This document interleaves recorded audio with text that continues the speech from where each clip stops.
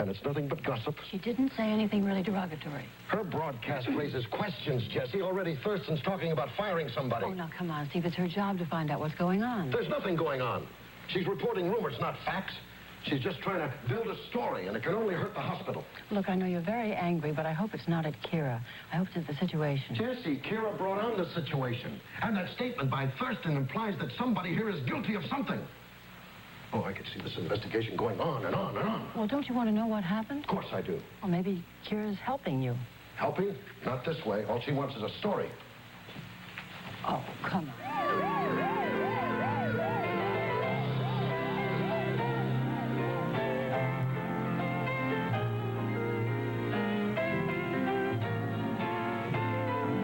General Hospital.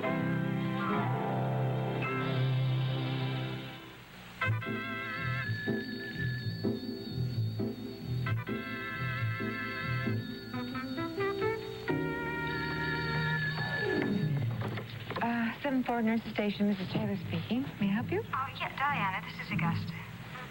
Augusta, how are you? Well, I'm fine. I've been thinking about you. You have? Augusta. Is Jane there? Yes, she is. Just a minute. I'll get her.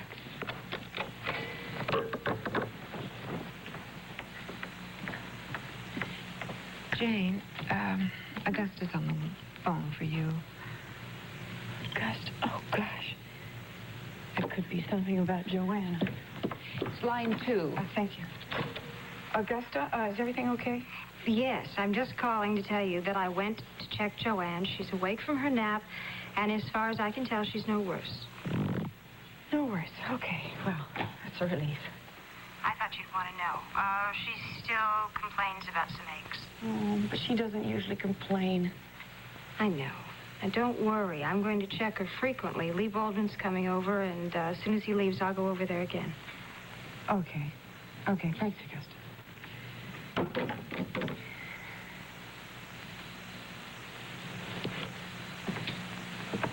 Lucille, I'm going to be leaving for the free clinic in a little while.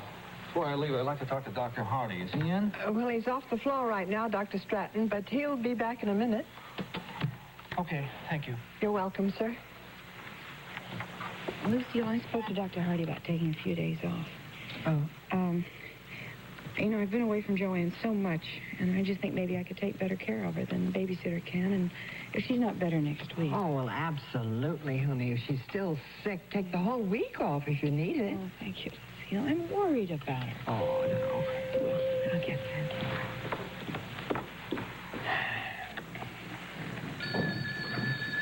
Any messages for me, Lucille? Yes, Dr. Hardy. Dr. Stratton would like to see you later in the afternoon, and Mrs. Evans called. She'll call you back. All right, thank you. Dr. Hardy? Hmm? It's Mr. Baldwin on line 2. Oh, thank you. I'll take it in my office.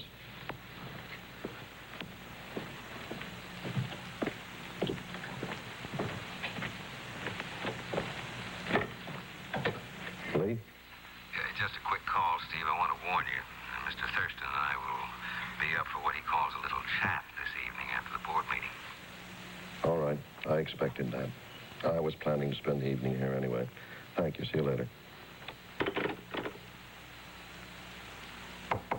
Come in. Dr. Hardy, I wondered if I could talk to you for just a minute. Well, certainly, Diana.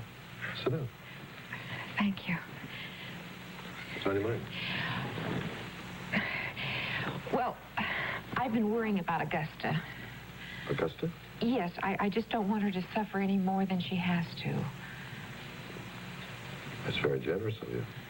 Well, I have no bad feelings. I guess it's because my life is so full now. I have a wonderful husband and baby, and I don't know, I'm just very, very happy. Yes, I can see that. And Augusta has nothing. She has nothing to look forward to except going to prison. I know something about that. Yes. Well, I think it would help her if she knew that she could come back here to General Hospital after she serves her prison sentence. Oh, I see. Well, couldn't you say something to her about it? And Diana, I really doubt whether she'd want to come back here. I imagine it might be better for her to go someplace else, get a fresh start. Well, if that's what she wants. Surely she realizes the problem she caused you and Jesse. Wouldn't that make her reluctant to come back to General Hospital? I hope I can convince her that as far as I'm concerned, I hope she doesn't feel that way. It's terribly lonely in prison, and I just wish you could give her something to look forward to.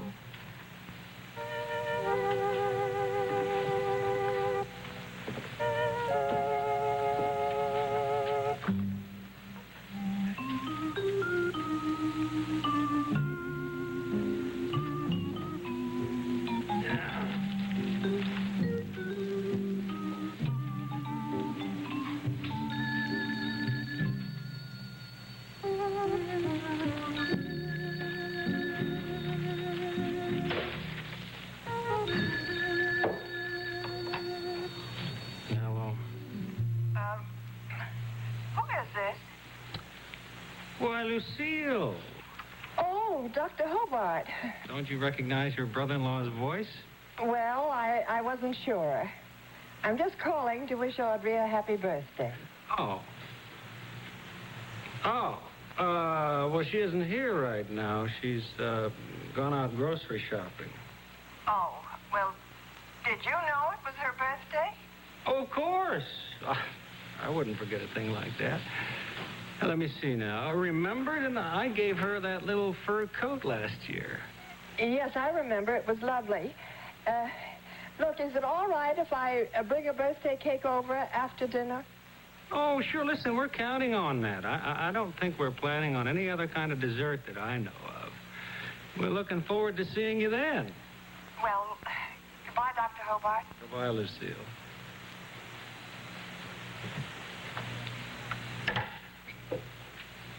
Birthday. Happy birthday to Audrey.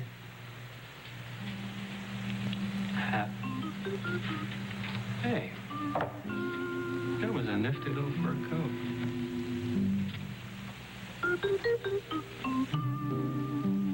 Pretty good at it, too. Yeah. Old Dr. Hobart with his wife all dolled up in her splashy fur jacket going out on the town. And they would say then, those are people of substance.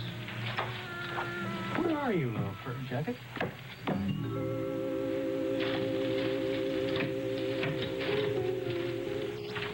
Where is it?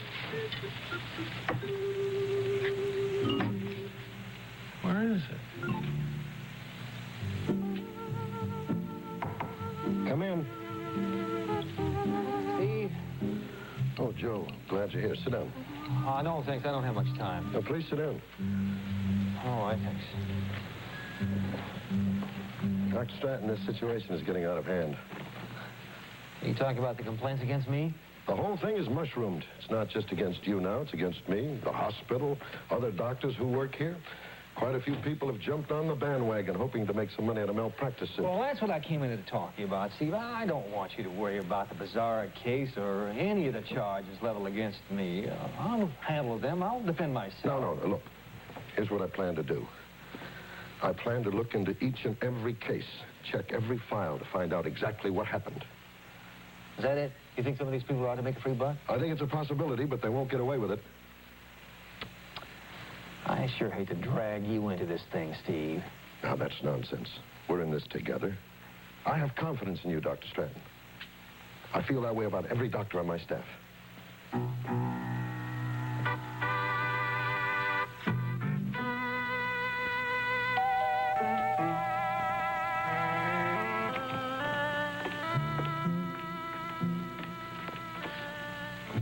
Hi, come in. Hello, Augusta. Sorry, I'm a little later than I thought I'd be. Oh, that's no problem. Well, there's a dinner meeting of the Hospital Board of Trustees this evening, and since I'm the newest member, I had to do a little catching up on hospital business. I was just making myself a cup of tea. Would you like one? No, thank you. Okay. Hot tea seems to calm my nerves. Do you know what I mean? Mm-hmm.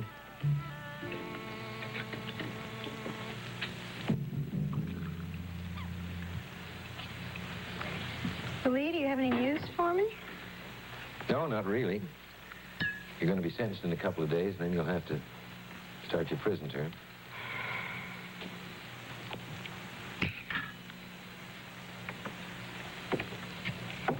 Six months to 5 years. Now, do you have any idea? Is it going to be 6 months, 5 years, or in between? No, I don't really. I don't think the judge would give you the maximum sentence, though. Why do you say that? Because we pleaded self-defense, Augusta. Because you were pregnant.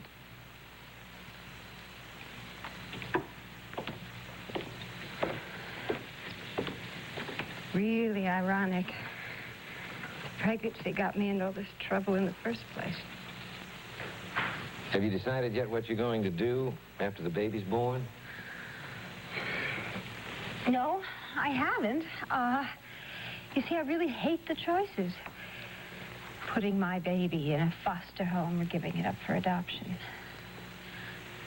I was hoping something else could be arranged.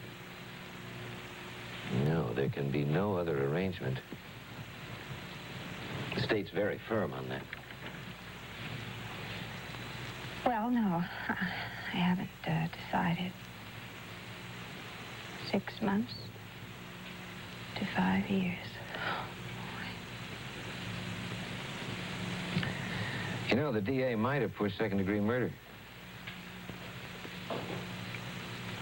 Lee, I was defending myself when I hit Phil. I know that's what you say, Augusta, but the autopsy report shows that there were 2 severe blows to the head. And? One blow would probably have been enough to stop Phil. How do you know that? Well, I base it on the autopsy report. He would have been stunned, probably knocked unconscious by that first blow. What are you trying to say, Lee? Only trying to say that we were very fortunate. No, I think you're trying to say something else. Well, Augusta, I have thought, and I do wonder if maybe there wasn't something else in your mind when you hit Phil beyond self-defense. There wasn't. Why'd you hit him twice? I don't know. I don't know. I mean, I was panicked. I wasn't thinking. I wouldn't have even have known if once would have stopped him. I mean, he was angry, and he came after me and hit me. And I was trying to protect my baby. I picked up that geode, and I...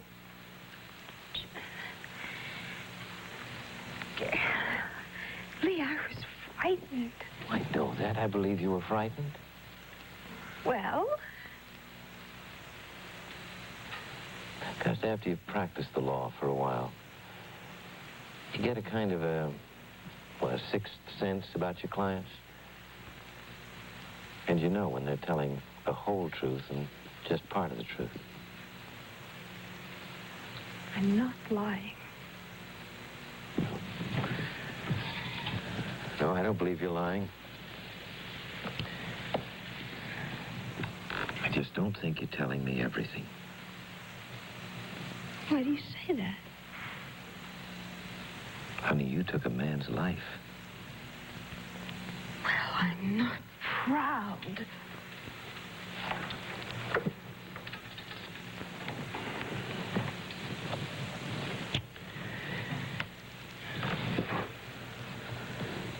You hit him once in self-defense. And then for some other reason, you hit him again. Well, all right, maybe it was entirely self-defense. Point is, if it wasn't, I think you should face yourself. I think you should know what you're capable of doing, what you did. You frighten me when you say that. I don't mean to do that. I just want you to think about what you've done.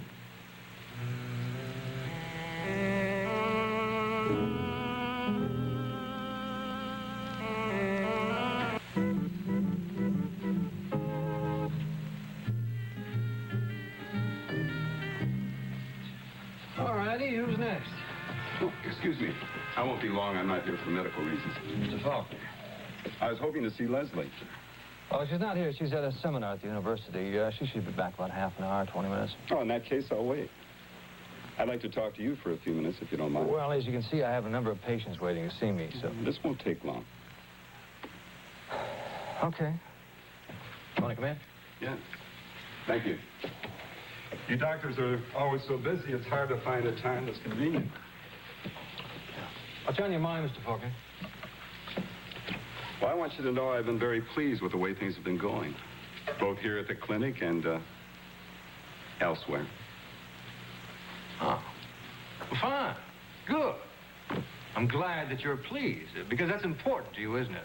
After all, you're paying quite a few of the bills around here, right?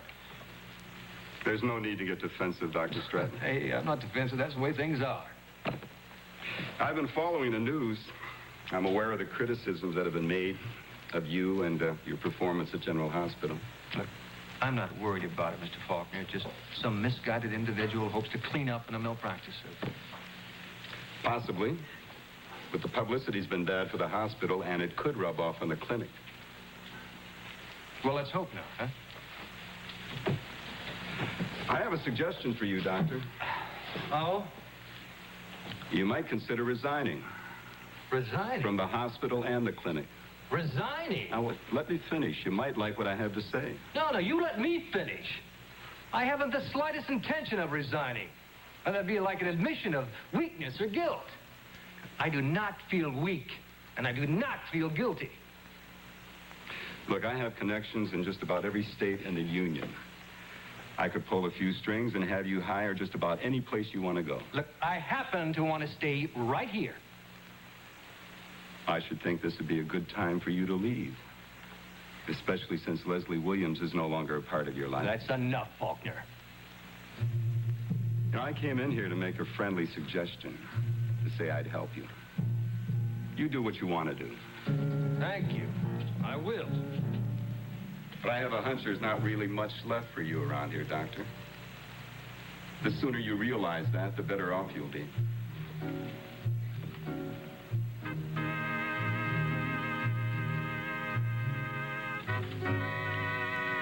Well, how are you, Mr. Thurston? Exhausted. You do look tired. I've been putting in long hours. That female news reporter, what's her name? Kira Faulkner. Yeah, well, she's been driving us crazy. Were the criticisms that were made public by Kira, they were the principal topic of discussion during the meeting tonight. I see. I understand you know the woman. Oh, very well. We're engaged to be married. What? You engaged to Kira Faulkner? That's right. Well, I don't understand this. How could you let her do these things to us? She feels an investigation of the hospital is justified. I haven't tried to stop her. Well, try, will you? Try. Look, Mr. Thurston, I don't think we have anything to worry about. I'm going to check the file of every person who's complained about mistreatment. I'm sure I can clear any and all charges.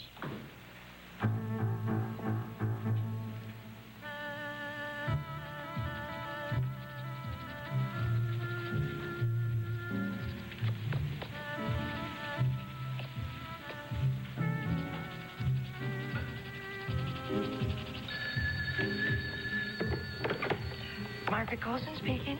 Margaret? Oh, yes, Miss Thurston. I've just been talking with Steve Hardy.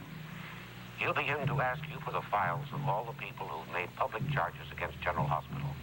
Oh, I see. Well, I have the files right here on my desk, sir. I don't want you to give them to anyone, under any circumstances. And that includes Dr. Hardy. Yes. I want them under lock in my office. Yes, sir. Well, I'll lock them in your office in a few minutes.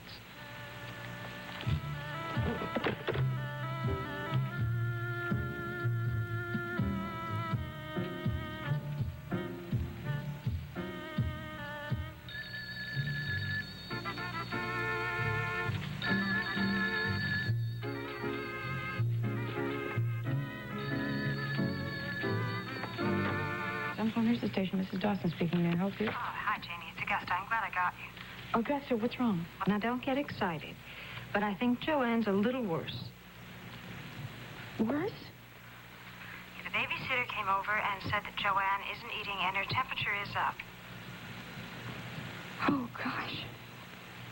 Jane, I'm going to bring her into the hospital emergency room and let Dr. Tonella check her over. All right, Augusta. Okay, yes, now you do that.